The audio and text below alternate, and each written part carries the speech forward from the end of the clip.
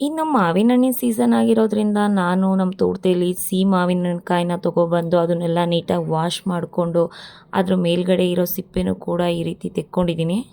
ಇನ್ನು ಈ ರೀತಿ ಸಿಪ್ಪೆನೆಲ್ಲ ತೆಗೆದಿದ್ದಾದ್ಮೇಲೆ ಮತ್ತೆ ಒಂದು ರೌಂಡು ನಾನು ಇದನ್ನು ವಾಶ್ ಮಾಡಿ ಈ ರೀತಿ ಮಾವಿನಕಾಯಿನೂ ಕೂಡ ತುರಿದಿಕ್ಕೋತಾ ಇದ್ದೀನಿ. ಇನ್ನು ಸಣ್ಣ ಪೀಸ್ ಟೈಪು ನಾವು ತುರಿದಿಟ್ಕೊಂಡ್ರೆ ಇದು ಹಲ್ವಾ ಮಾಡೋಕ್ಕೆ ತುಂಬಾ ಚೆನ್ನಾಗಿರುತ್ತೆ ಅಂತೇಳಿ ಮಾವಿನ ಹಣ್ಣನ್ನ ನಾನು ಈ ರೀತಿ ತುರ್ಕೋತಾ ಇದ್ದೀನಿ. ಸೊ ನೀವೆಲ್ಲ ಅನ್ಕೋತಾ ಇರ್ಬೋದು ಏನಿವತ್ತು ಮಾವಿನ ಹಣ್ಣಿಂದ ಏನು ಮಾಡ್ತಾ ಇದ್ದಾರೆ ಅಂತ. ನಾನಿವತ್ತು ಮಾವಿನಕಾಯಿಯಿಂದ ಹಲ್ವಾ ಮಾಡೋಣ ಅಂತೇಳಿ ಮಾವಿನ ಹಣ್ಣನ್ನ ತೊಗೊಬಂದಿದ್ದೀನಿ ತೋಟದ ಹತ್ರ. ಸೊ ಇದನ್ನು ಮಾವಿನ ಹಣ್ಣಿನ ಹಲ್ವಾ ಅಂತನಾದರೂ ಹೇಳ್ಬೋದು, ಇಲ್ಲಾಂದರೆ ಮಾವಿನಕಾಯಿನ ಜಾಮ್ ಕೂಡ ರೀತಿ ಇದನ್ನ ಯೂಸ್ ಮಾಡ್ಬೋದು. ಸೊ ಇದು ನೋಡ್ಲಿಕ್ಕಂತೂ ತುಂಬಾ ಚೆನ್ನಾಗಿರುತ್ತೆ, ಹಾಗೆ ಟೇಸ್ಟ್ ಕೂಡ ತುಂಬ ರುಚಿಯಾಗಿರುತ್ತೆ. ಸೊ ಇನ್ನು ಯಾವ ರೀತಿ ಮಾಡೋಣ ಅಂತ ನೋಡೋಣ ಬನ್ನಿ. ಇನ್ನು ಒಂದು ಪ್ಯಾನ್ಗೆ ನಾನು 1 ಟೇಬಲ್ ಸ್ಪೂನಷ್ಟು ಗಸಗಸೆನ ಹಾಕ್ಕೊಂಡಿದ್ದೀನಿ. ಇದನ್ನು ಲೋ ಫ್ಲೇಮಲ್ಲಿ ಗಸಗಸೆನ ಫ್ರೈ ಮಾಡ್ಕೋತಾ ಇದ್ದೀನಿ.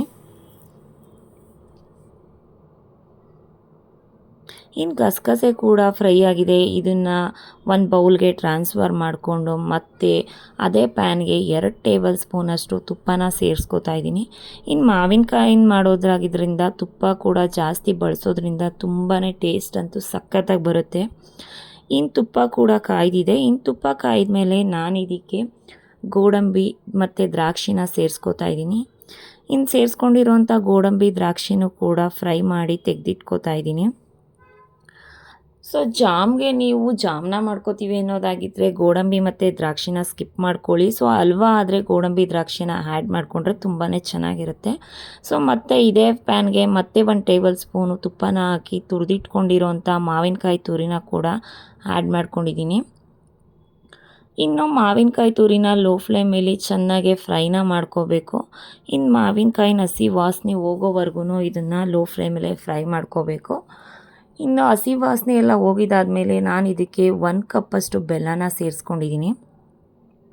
ಸೊ ಇದಕ್ಕೆ ಸಕ್ಕರೆ ಬದಲು ಬೆಲ್ಲನ ಆ್ಯಡ್ ಮಾಡೋದ್ರಿಂದ ಟೇಸ್ಟ್ ಅಂತೂ ತುಂಬಾ ಚೆನ್ನಾಗಿರುತ್ತೆ.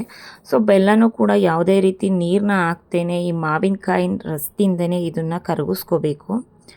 ಸೊ ಈ ರೀತಿ ಕರಗಿಸ್ಕೊಳ್ಳೋದ್ರಿಂದ ಚೆನ್ನಾಗಿರುತ್ತೆ, ತುಂಬ ದಿನ ಇಟ್ಕೋಬೋದು, ಇದು ಬೇಗ ಕೂಡ ಹಾಳಾಗಲ್ಲ. ಸೊ ಇದಕ್ಕೆ ನೀರನ್ನ ಮಿಕ್ಸ್ ಮಾಡಿದ್ರೆ ಬೇಗ ಕೆಡುವಂಥ ಚಾನ್ಸಸ್ ಇರುತ್ತೆ.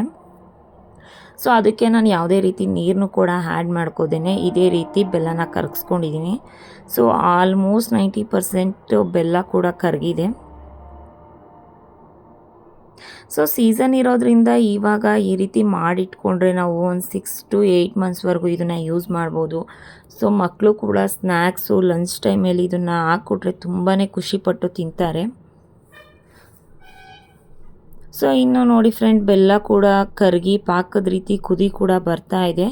ನಾನಿವಾಗ ಇದಕ್ಕೆ ಆಲ್ರೆಡಿ ಫ್ರೈ ಮಾಡಿ ಇಟ್ಕೊಂಡಿರೋಂಥ ಗಸಗಸೆ ಮತ್ತು ಗೋಡಂಬಿ ದ್ರಾಕ್ಷಿನೂ ಕೂಡ ಆ್ಯಡ್ ಮಾಡ್ಕೊಂಡಿದ್ದೀನಿ. ಸೊ ಗೋಡಂಬಿ ದ್ರಾಕ್ಷಿನೆಲ್ಲ ನೀಟಾಗಿ ಮಿಕ್ಸ್ ಮಾಡ್ಕೊಳ್ಳೋಣ.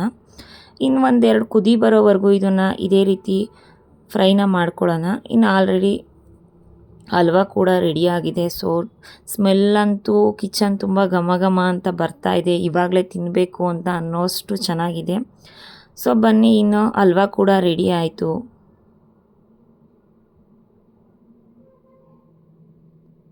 ಸೊ ನಾನಿವತ್ತು ಹಲ್ವಾ ಕೂಡ ಟೇಸ್ಟ್ ಮಾಡಬೇಕು ಅಂತೇಳಿ ಚಪಾತಿನ ಮಾಡಿಕೊಂಡು ಈ ಹಲ್ವಾನೂ ಕೂಡ ಚಪಾತಿ ಮೇಲೆ ಸ್ಪ್ರೆಡ್ನ ಮಾಡಿಕೊಂಡು ಈ ರೀತಿ ರೋಲ್ನ ಮಾಡ್ಕೊಂಡು ತಿನ್ನೋದ್ರಿಂದಂತೂ ತುಂಬಾ ಚೆನ್ನಾಗಿರುತ್ತೆ. ಸೊ ಮಕ್ಳಿಗೇನಾದರೂ ಈ ರೀತಿ ರೋಲ್ನ ಮಾಡಿಕೊಟ್ರೆ ಅವರು ಕೂಡ ತುಂಬ ಖುಷಿಯಿಂದ ತಿಂತಾರೆ.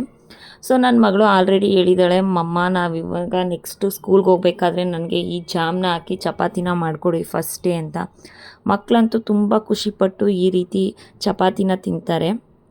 ಸೊ ನೀವು ಕೂಡ ಸೀಸನ್ ಇರೋದ್ರಿಂದ ಒಂದು ಸರಿ ಟ್ರೈ ಮಾಡಿ ನೋಡಿ, ನಿಮಗೂ ಕೂಡ ತುಂಬಾ ಇಷ್ಟ ಆಗುತ್ತೆ. ಸೊ ಇನ್ನು ಮಾವಿನ ಹಣ್ಣಿನ ಹಲ್ವಾ ಎಲ್ಲ ಮಾಡಿದ್ದಾದಮೇಲೆ ನಮ್ಮ ಸಿಸ್ಟರ್ ಮಗಳದು ಬರ್ಡೇ ಇತ್ತು ಅಂತೇಳಿ ನಾವು ಕೂಡ ಬರ್ಡೇ ಪಾರ್ಟಿಗೆ ಹೋಗ್ತಾ ಇದ್ದೀವಿ. ಇನ್ನು ಅಲ್ಲಿ ಬಂದು ಫೋಟೋಸ್ನೆಲ್ಲ ತೆಗೆಸ್ಕೊಂಡು ಹಾಗೆ ಊಟನೂ ಕೂಡ ಮುಗಿಸ್ಕೊಂಡು ನಾವು ಕೂಡ ಮನೆ ಕಡೆ ಹೊರಟು. ಸೊ ಇದಾಗಿತ್ತು ಇವತ್ತಿನ ಲಾಗ್. ನಿಮಗೇನಾದರೂ ಇಷ್ಟ ಆದರೆ ಲೈಕ್ ಮಾಡಿ, ಸಬ್ಸ್ಕ್ರೈಬ್ ಮಾಡಿ, ನನ್ನ ಚಾನಲ್ನ